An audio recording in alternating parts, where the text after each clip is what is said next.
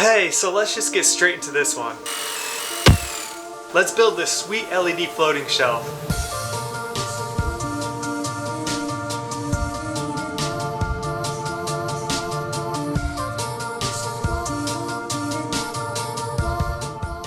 So I'm in the workshop here and I'm going to be using 2x3s for the base. I'll cut one of the 2x3s to the entire length I want my shelf to be. My shelf is going from sidewall to sidewall. If you are not going wall to wall, then cut the 2x3s to the length you want and subtract 1.5 inches to make room for these side cap pieces.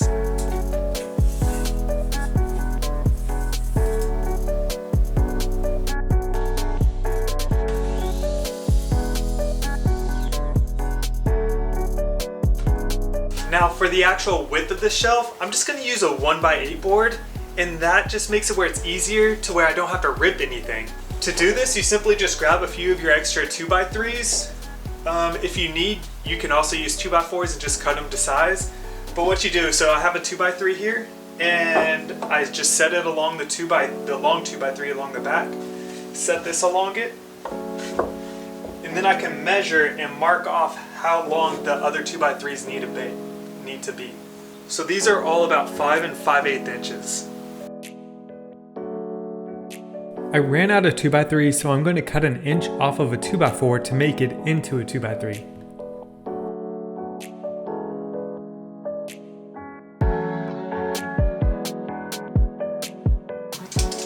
And the amount you'll need, really you'll just need one on each end and then a couple in the middle. It depends how long yours is. Again, mine is 78 inches long, so I'm going to probably use 5 or 6.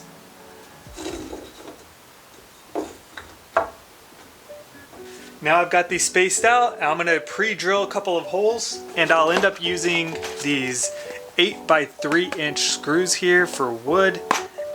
Just make it really sturdy.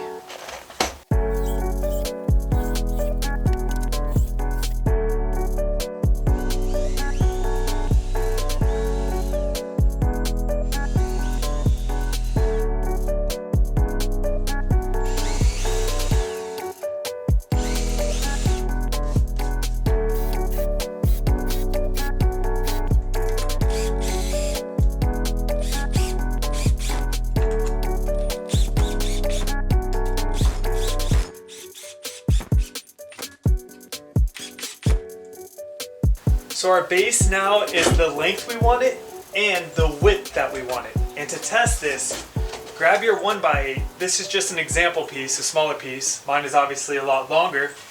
But just grab your piece, set it on top, make it flush with the back plate.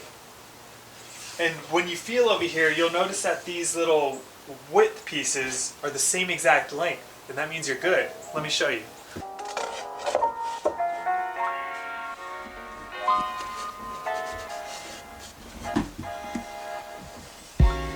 Next, we are going to make the casing for this. Now, typically when making these, I would use the thinner piece of plywood for the bottom of the shelf, since the top is more heavily used and usually more visible. But in this case, since I'm adding an LED strip to this, I'm actually going to be putting the thinner piece of plywood on top of the casing and put the 1x8 that's thicker underneath, so I have enough room to route a channel for my LED strip. Now go ahead and rip the sheet of plywood to 7.5 inches wide, or you can just use the width of the 1x8 as a guide for the perfect size.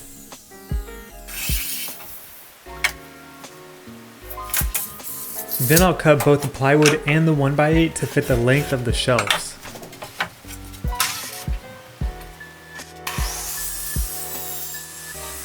The last piece is the face of the shelf and the two sides if you are not going wall to wall. If you are not going wall to wall, just cut the sides to 7.5 inches long, and then your face piece will need to be the length to cover those extra widths.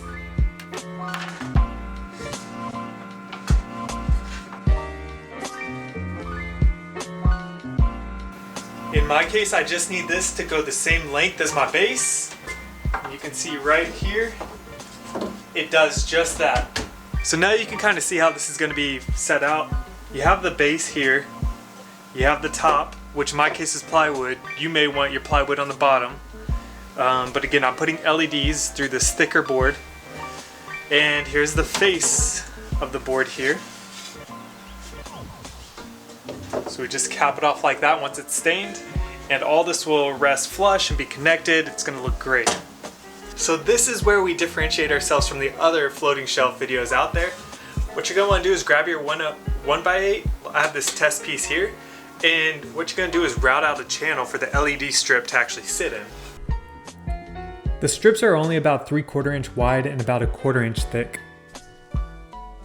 I want my lights to be closer to the wall so the light will reflect more, so I'll go ahead and route my channel about 3 inches in, and I'll start measuring that here.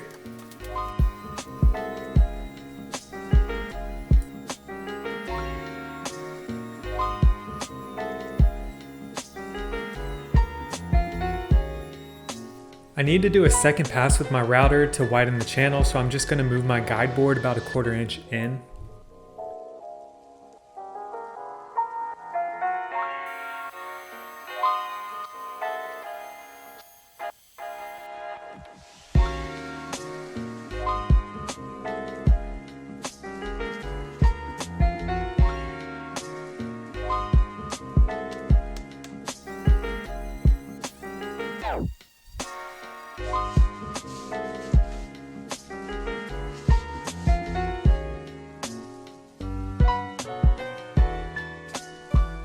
Now this is the part where you'll have to be creative for your specific needs. In my case, my outlet is above my shelf, so I'll be drilling holes in my shelf in different places than you probably will. I love using pre-stain. It gives the final product a much more finished look. And now we're at the most tedious part of this whole thing, but it'll make it look the most beautiful.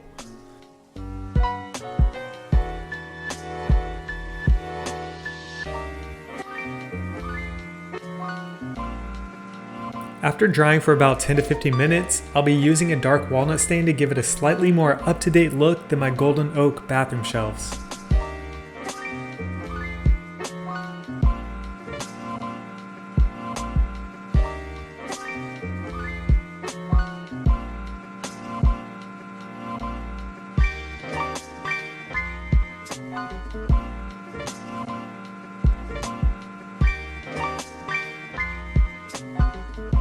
After letting that dry for about 24 hours, I'll go ahead and apply a coat of polyurethane and then let that dry.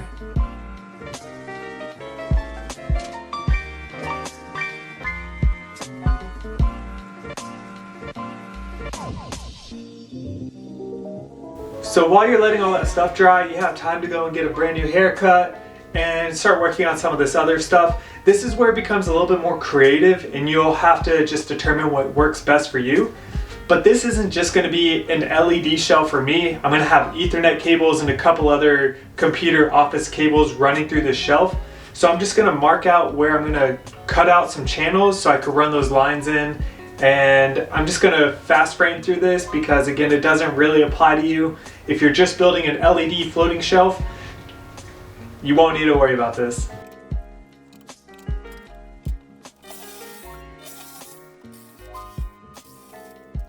So you are going to have to pay attention to this part. Depending on where you put the hole in the channel, like I did here. I didn't think about this ahead of time, but I put mine too close to the end. So these end pieces are going to be in the way on mine.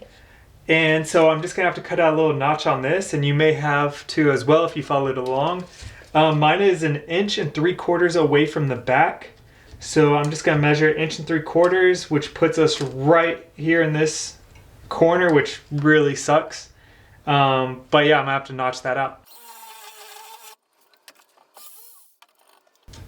1.75 inches is perfectly right there in my new hole. So if you're unsure on what I was talking about, you can see the hole here in the channel. Well, that's what I need to make sure has a path for my light and my power to come through.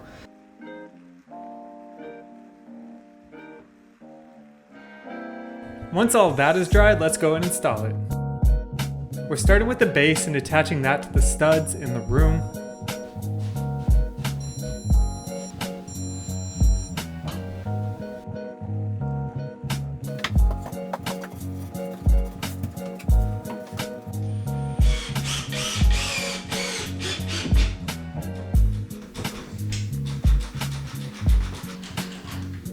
Of course.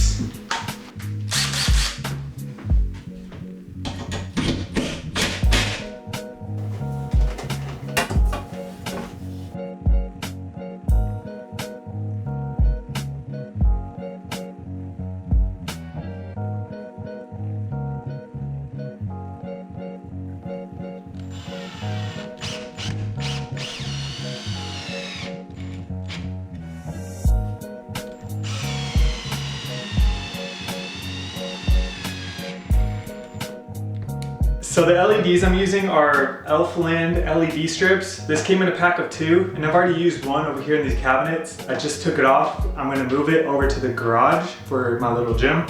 But yeah, so we're gonna go ahead and install this on this board, and we're gonna do it before we install this board onto the actual base. We're not gonna remove any of the adhesive strip yet. We just wanna dry fit it, I guess you can say. So here's the actual roll that came in the box. And I've stuck the male end through one of the holes, and the male end will need to go to the side where you plan on plugging it into the power. So this is my male end here.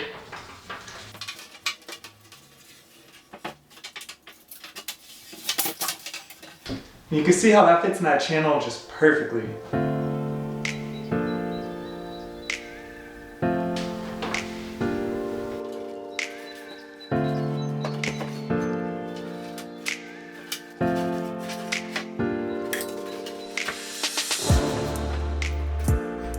And now I'm going to use my Ryobi nail gun to fasten on the bottom board.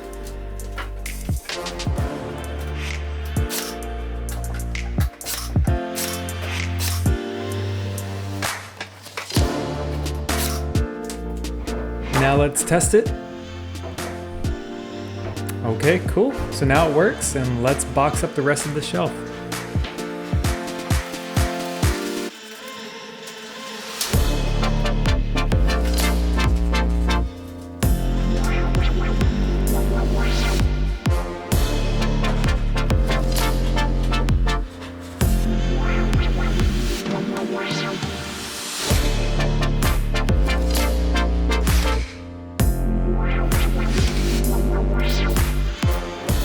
Now you'll see my top piece of plywood is in multiple sections, and this is so I can easily get to all of my computer cables when needed.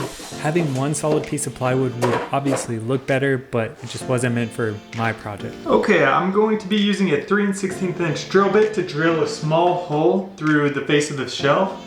If you didn't know, this LED kit comes with a remote where you have all the different colors on there and things. Let me see if I can focus on that. Maybe not.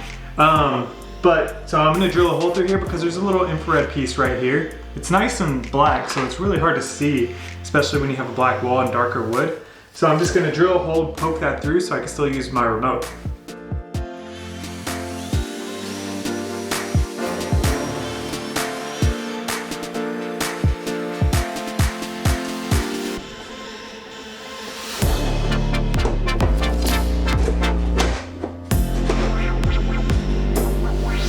Now it's time to peel off all the sticky stuff.